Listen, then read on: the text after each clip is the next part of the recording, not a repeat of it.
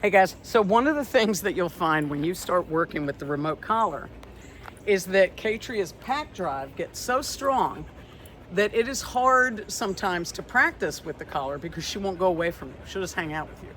And even with me, that's what she's doing now. So what I'm doing, I moved over here, of course we're in the shade, next to some things that I hope will distract her, because I literally have to set it up so that I can find some distraction and then sneak away from her and call her to me. You'll see what I mean when you start doing this.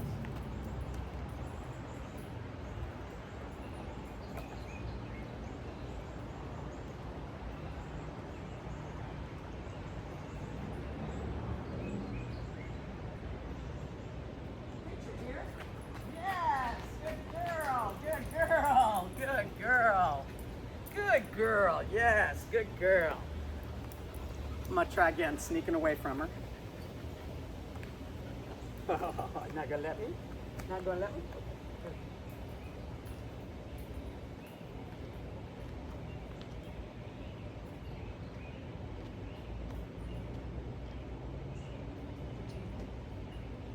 So all this time you see her sticking with me, I'm not giving her any signals. The only time I gave her a signal was when I said Katria here. So what I want you to notice about that, first of all, she's not leaving my side because these tools really build a dog's pack drive, really build the connection to you. And you can see she's just sort of happily watching me and sticking with me. Like even now, she's just hanging out here with me. Where is she? There she is. So I'm walking with her on a long line, and she basically has the freedom to go anywhere she wants to in a 15-foot radius, and she's sticking with me. So here's what we do. We start by working with recall. And then we can also move to the place command or some other commands. But recall is the most important for a couple of reasons. It is the best teaching command because it gives dogs enough time, enough delay for them to process information versus a command where you say place and she's on place really quickly and there's not a lot of processing. But when she's at a distance from you and you say here, there's a little bit of thought about turning and making the move. So it just gives her a little bit more mental process. But the other thing about recall is that it is the most important command of all for you guys, for most dog owners, but especially true with a nervous or territorial dog like Katria. The idea here is that we want to use the remote to sharpen her recall and other commands, but especially her recall, so that it is as reliable as at all possible.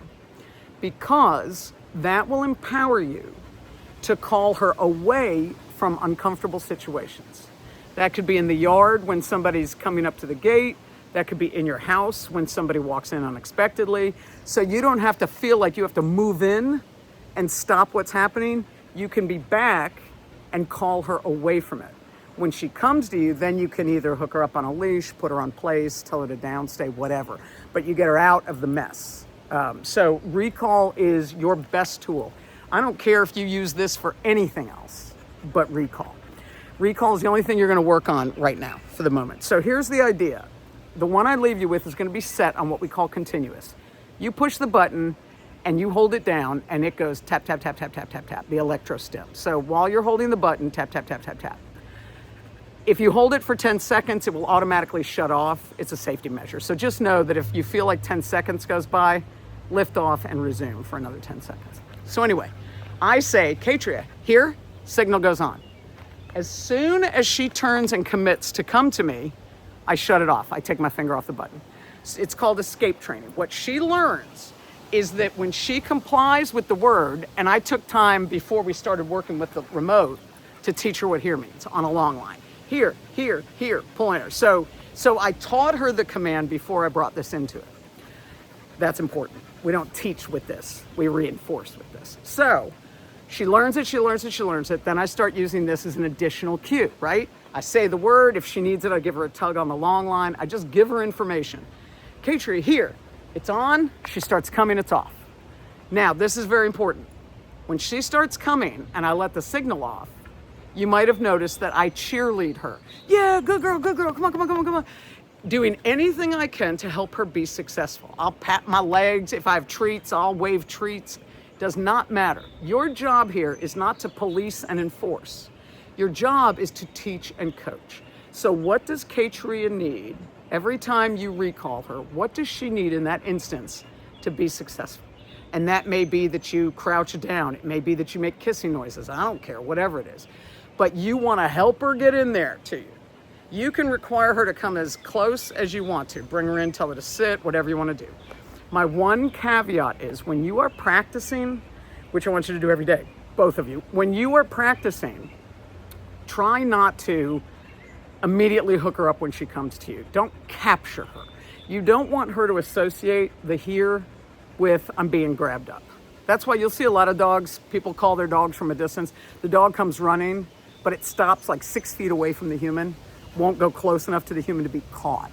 That's a dog who every time they were called got captured, right? So let me move this car going by. So as I was saying, try to give her some love, give her something positive, and then let her go again until you absolutely have to capture her. So just to recap, you're holding the signal down. She's on a 10 out of 100. We're going to leave her there. I've got it locked in for that. So we push the signal. Katria here. As soon as she starts coming, yes, good girl, good girl, good girl, and bring her in. And you will do this a couple of times a day for maybe 5 or 10 minutes at a pop. You don't have to belabor the point. You'll start with her on a long line or a leash so that if she's having trouble, you can give her a tug. Like I noticed on the long line that if the long line got wrapped around her paw or if it ran through her feet, she froze. So I had to like wait and let her dance out of that and struggle with it. But if something prevents her, if you can see her like not knowing what to do, you hold that signal and you keep calling her. If you feel like she just can't be successful on that particular call, let up, reset, and start over. But if she's thinking about it, you're holding this while she's thinking about it. If she's over here sniffing and you push the signal and you tell her to come to here, and she's like, I'm thinking about it. That whole time she's giving it some thought, you're holding that signal down. You're holding that signal until she commits, okay? So I think that's it for now. This will become useful on walks, but our focus right now is going to be in the house, in the yard. I was starting to say you'll start her on a long line or a leash because if she gets jammed up or is having trouble, sometimes that's the help she needs for you to give her a tug. But as soon as you feel ready, you're going to drop the long line or the leash and give her freedom. And then eventually you're going to take it off and give her that much freedom. When she is eventually without a leash or a long line, when she is just running free and all you have is this remote collar, if you know she's not going to come to you, take that signal off and get closer to her, start again, okay? So don't just stay back 40 feet away from her and be like, come, damn it, or sorry, here, damn it, here, and keep pushing it. You got to think to yourself, okay, it's not working for her. What does she need from me? And it might be that she needs you to go closer, or it might be that she needs kissing noises. But once you no longer have something tethered to her, you're going to have to be even more thoughtful about what does she need from me. And if she's not getting it, stop giving her the signal, start over, maybe get closer, maybe pull some treats out, whatever you think she might need. Okay, and you're going to call or text me anytime for more info.